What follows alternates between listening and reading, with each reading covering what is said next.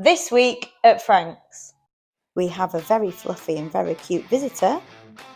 We have a less fluffy and cute visitor. Lovely surprise. I overbike myself somewhat. And then I'm certainly overdressed for the occasion. And what on earth is Paul doing? Honestly, I can't leave him alone for 30 seconds. And John's bike returns to the workshop. Sadly, it is quite damaged, but he's determined to get it fixed. We've got tea time chatter, trinket talk, my bike of the week, and of course the new feature, Would You Daily It? Stay tuned for more.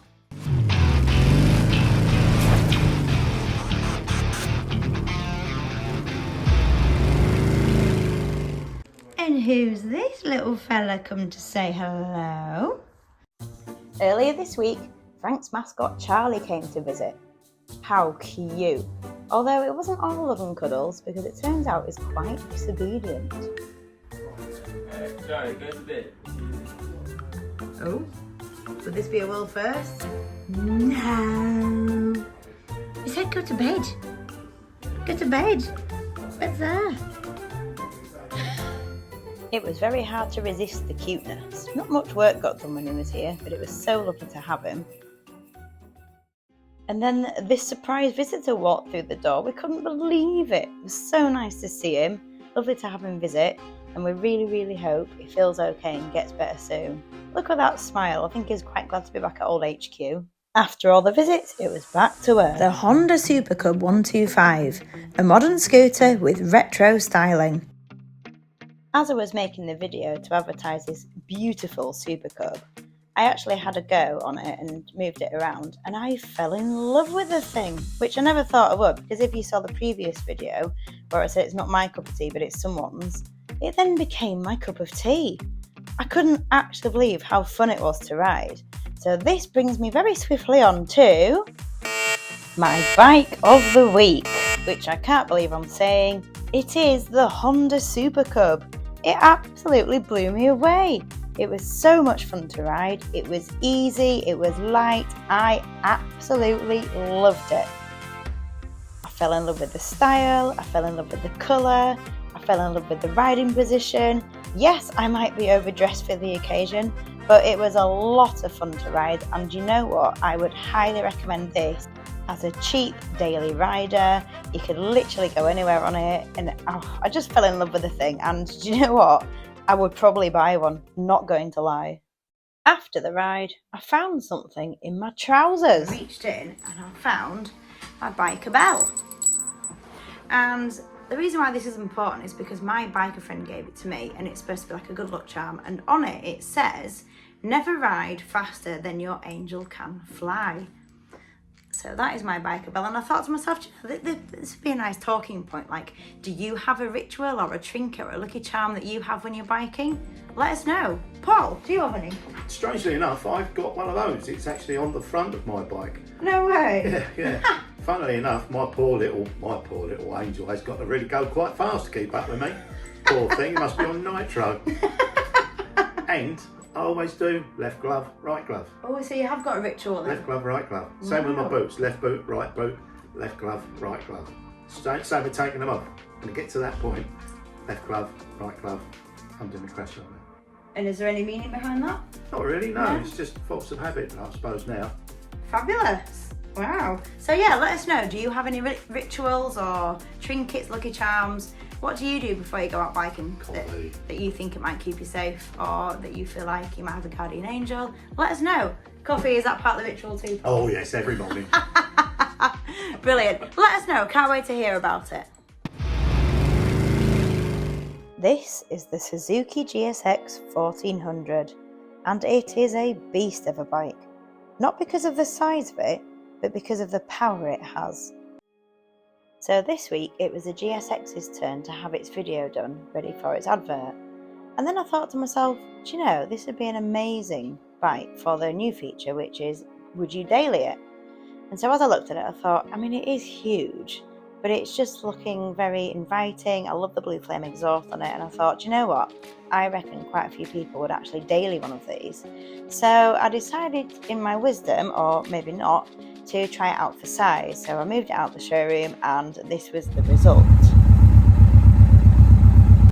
Don't panic, I didn't ride without gear on, I was just moving it out of the way.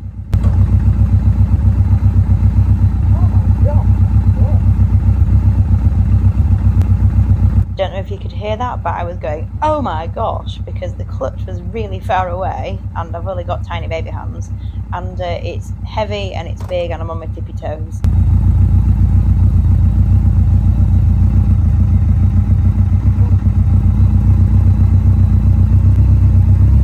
It was at this point I was sort of regretting my life choices, but I'd already committed, and I was dying to just overcome the fear of the largeness of this bike and actually get out on the road. So it's confession time. I did actually take it out just around the car park, and the car park's full of gravel and it's very heavy and the clutch was really far away, and so I freaked out, panicked, and decided to not take it out that day.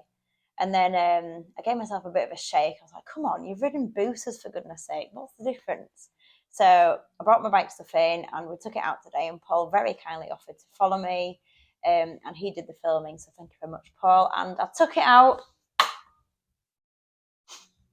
Don't worry about scratching. So I took it out, and yeah, I'll let you watch the footage and then I'll give you my review.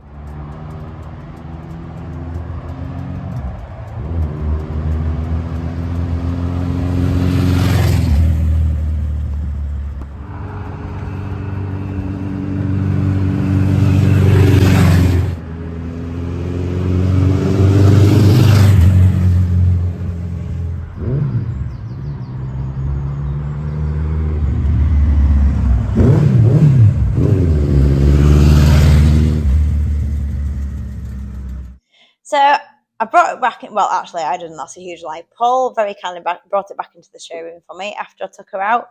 This thing has got absolute bags of power, and you can feel it, like it wants to go, but it isn't like unbelievable, like like the Laverda last week. That was just snatchy. This has bags of power, but it's controllable. Like you can feel it, but it isn't scary. You know, the Laverda wasn't scary, but it was very snatchy, whereas this wasn't. It was controlled. So I loved that. I was worried about the height and the weight of it. As I knew, and as Paul said, as soon as you get going, you won't even feel it. And I didn't. It was perfect. I absolutely loved it out on the road. The sound was phenomenal. Check out the tunnel if you missed that. But if you fell asleep, turn the volume up to where I go through the tunnels. You've got to do the obligatory throttle blip, haven't you? So that was a gorgeous sound. Twin blue flames, absolute bonus. For me, the clutch is just too far away, and it's at its lowest setting. So for me, my little kiddie hands, not possible. That was the only downside, and then the crash bars got in the way when I was braking. But those two are the only down points. So would I personally daily it? Unless I could sort the clutch out, probably not, because it wasn't that comfortable for me. But for somebody else who's a bit taller, a bit stronger, and bigger hands, definitely 100% daily rider.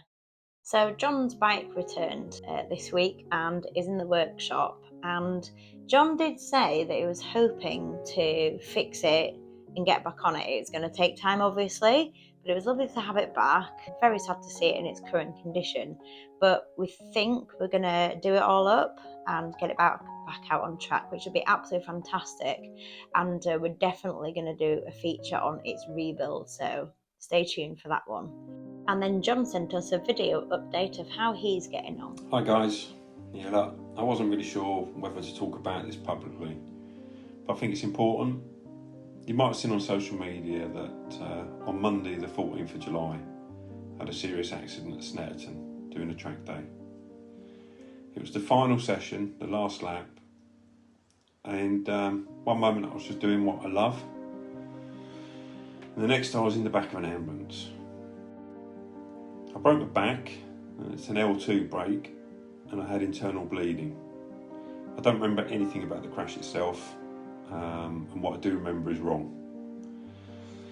But I do remember the people, I remember the marshals, I remember the medics, and the organisers. Wow, you know, amazing. And without them, things could have been much worse. I just want to say thank you. This one felt really different. I've had crashes before, but this one's just made me stop.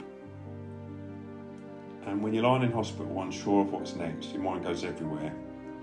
And I thought about my family, I thought about Frank's, and I thought about whether or not this might change my life forever. Frank's has never been about just bikes and cars. It's been about the people, the stories, the journey and the connection. And this has been low, no doubt, but I'm getting back up. And recovery won't be overnight. There's pain, there's bruising, and I am really frustrated.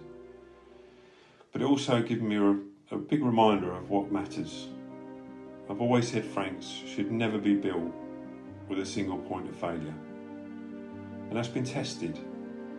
It's been proven true this week, because all the team have been absolutely amazing and kept the place going. I'm still here, and so is Frank's, and the show must go on. If you supported us, if you've watched Frank's Weekly, had a coffee at the cafe, or just, you know, bought a bike, or you've just checked in, I really do thank you. It means more than ever. I'll be back soon, maybe a little bit slower. I will be riding, maybe next year, and I'll still be building the business, still telling the stories, and I just can't thank you enough, and thank you for being a part of it. Thanks to everyone for all the kind messages, the videos, the cards. It means the world. Cheers guys, take care. And now it's time for Tea Time Chatter with Paul and Helen. We're rolling, by the way. Are we? Yes. Honestly, I can't leave him alone for 30 seconds. This is hilarious. I didn't even know he'd done this. How continental are we? That's not very nice, you know. What is it? Talking to somebody with sunglasses on. Isn't it? No, What have you squinting though? it's not the point. Are you offended by my sunglasses? You put them on if you want to. Go on. Thank you. What a nice man. There. Then I'm not squinting at you all, you see. Do you know, sometimes isn't it just really nice to sit back, relax and chill out? And what a better place to do that than Frank's Corner. Cheers, mate. Cheers. Nice. So what happens? You just sit down and the phone rings. What Honestly. a surprise, eh? I'll wait. I know you're the man that knows everything about motorbikes, right? So Not everything. I brought a challenge for you. This is my biking glove. And I want to know why in my biking glove, come closer, are the little finger and in a ring finger connected by a piece of material. And what's that about? Is it aesthetics? Tell me, do you know? Strangely enough, yes. The easiest finger to break when you come off, because you have hold of the bars, for some unknown reason, it's your little finger. And they are so easily snapped. I've broken mine. Oh. My gloves didn't have that little piece on it. But what it does, whereas it attaches it to your ring finger, it stops it from breaking as easy as it normally would do. You'll find a lot of racers, especially old racers, haven't even got the finger where it's actually come no. up. Yeah. Wow. Well, there you are. Look, a little piece of life-saving material. Yeah, Or just a fingers simple little maybe. piece like that, because they figured out that what kept happening. Is there anything this guy doesn't know? Come in and test him. How to reconcile the Russians and Chinese. Bit iffy there, but we could probably have a go at some point or another. Can you say that? I don't care. We might have to edit that one out. Oh No, we my won't. goodness me, slow down! What? No, we won't. We're keeping. Oh no, you're not allowed to say that. Well, it was either run the chair over or run the bike over. Poor chap. Absolute vat of knowledge. Come and challenge him because I can't catch him off guard. Amazing. Back to the coffee. Cheers. Look, we've got synchronised sipping going on. After the cup of tea break, it was time to go up to the cars because John said it's all right having a bike of the week, but I think we need a car of the week. So I said I'm more than happy to go and choose one of those. So I went into the showroom and had a look around. Which one do you think I chose? It's obviously very hard to choose because look at the beautiful selection to pick from. However, I did fall in love with a little car this week, which you may have seen the video too. And yes, you've guessed it. It is this little beauty here, the Wolseley Hornet. What a beautiful, stunning and exceptionally fun car. It's such a privilege to be in this thing. Yeah. One owner from you, Yeah. one family owner Family, from you. yeah. Well, the heaters work. The heater works, Yeah, yeah, I'm getting the swear. warm in here. Yeah. I think everything works. That's brilliant.